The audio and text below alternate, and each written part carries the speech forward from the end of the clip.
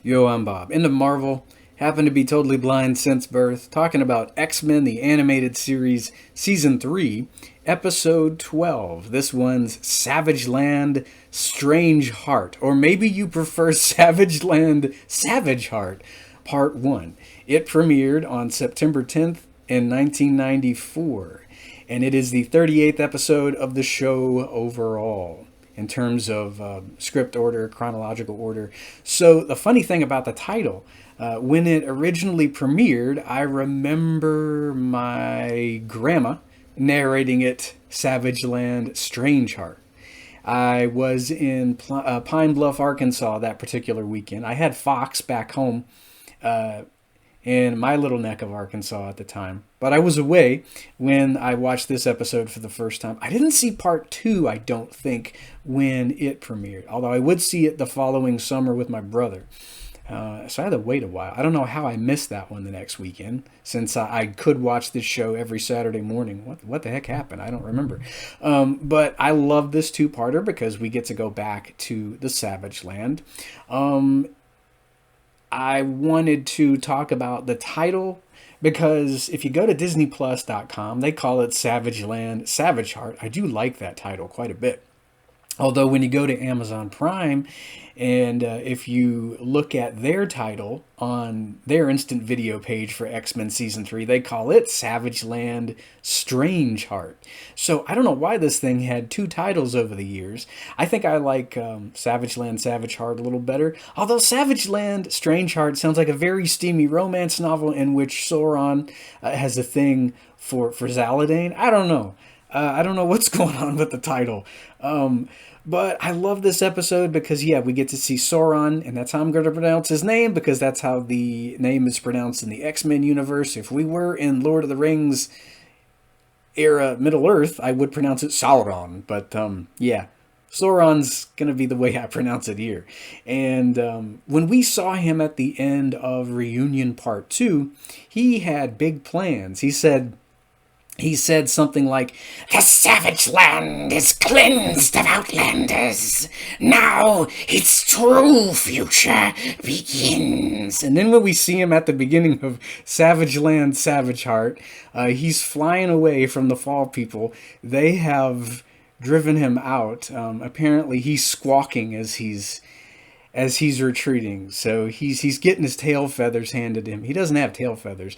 He's got a big pointy tail, and that's what he's getting handed to him. I like that we get to see Kazar and Zabu again, and I wanted to say just how much I love Robert Bockstale in these episodes, because this guy's doing Kazar, this guy's doing Sauron, this guy is doing Sauron in human form, which is Carl Lycos. So he's got like three characters to voice in this episode. And I did mention in a previous X-Men episode review that he also, at least I do believe, he voiced LB the Bounder in The Adventures of Teddy Ruxpin, which I did watch when I was a little guy.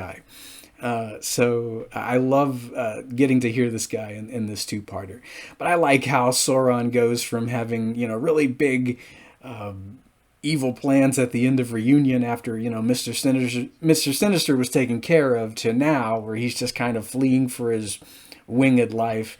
And we are introduced to Zaladane here, the High Priestess of Garrock, as the episode begins. She knocks Kazar out, and she decides to sick Sauron on New York. She's got big plans for him, and I'm not sure if he runs out of energy and loses his powers and reverts back to human form, but yeah, that's how he is unleashed on New York. She kind of sets him loose in hopes that he will bring Storm back to the Savage Land for her. And I like that you don't really know what she's about at the beginning of the episode. She does mention that she worships Garrock, and Garrock is wise, like a certain supreme leader in Star Wars, and that Garrock is life. That's about all we know at the beginning of the episode. And as Carl, or Coral, if you want to pronounce it like Rick does from Walking Dead, when he is reverted to his human form and he leaves, I like how she spookily, I guess she's probably talking to a statue of Garrock, but she's like, "It is as you commanded." So she's got her own little schemes. She's serving her master from the shadows as Carl decides to head to New York. And I like how she's manipulating him, and she tells him, "Hey, man, if Kazar finds out that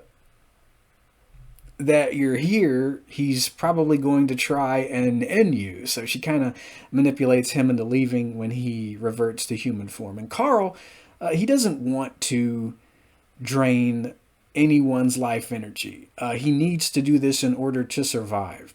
And I think in this incarnation, Mr. Sinister made him a guinea pig in his experiments, although I feel like Magneto also had a hand in this because he knows who Sauron is when he sees him at the end of Mojo Vision. He knows the mutant by name, or the mutate by name, as we should say.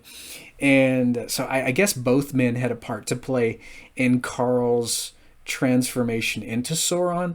Whereas in the comics, he was bitten by a pteranodon, and he kind of developed these vampiric abilities, whereas he has to drain life from humans to survive in the comics.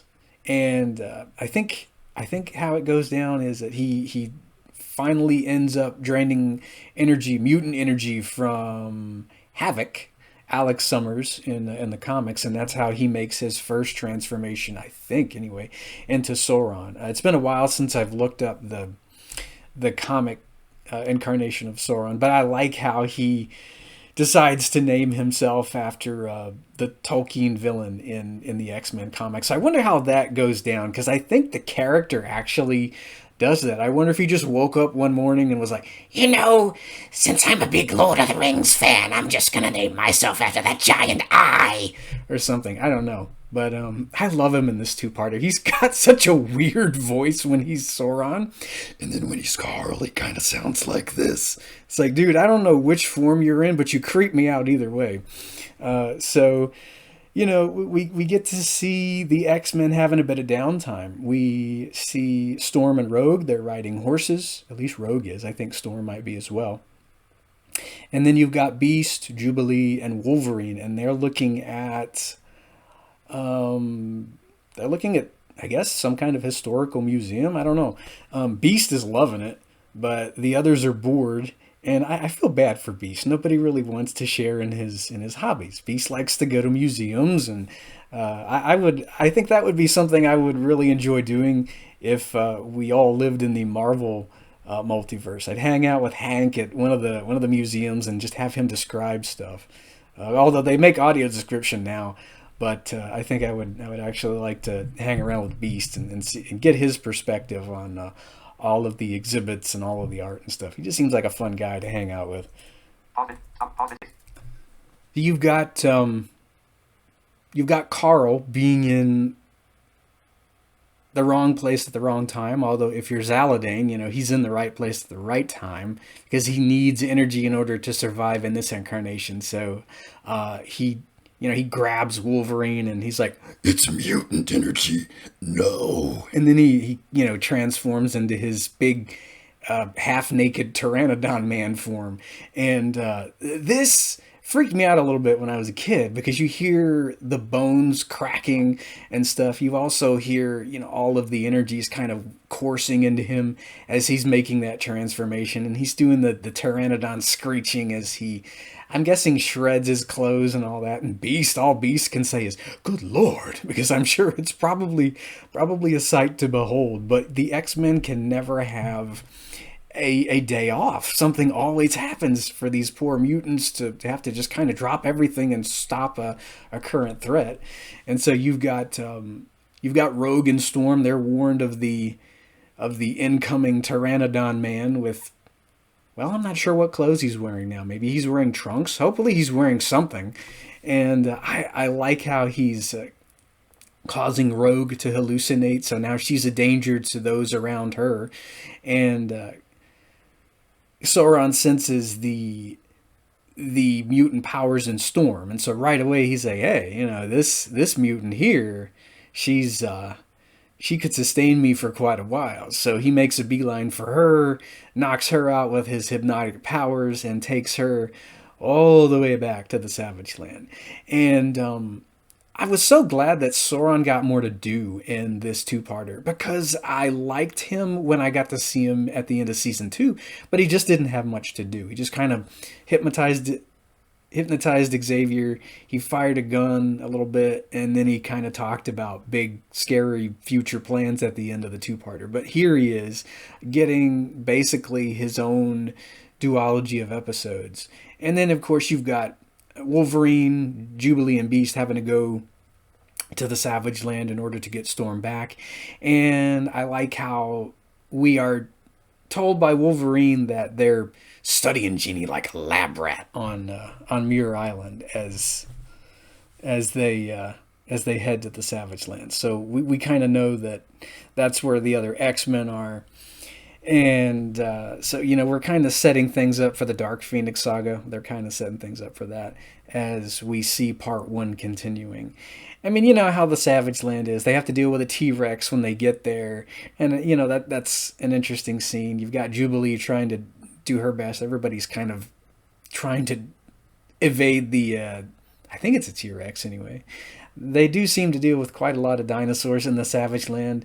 I'm sure there's probably big pteranodons at some point in the two-parter. Then you've got Kazar reuniting with Wolverine and Beast, and he's meeting Jubilee for the first time.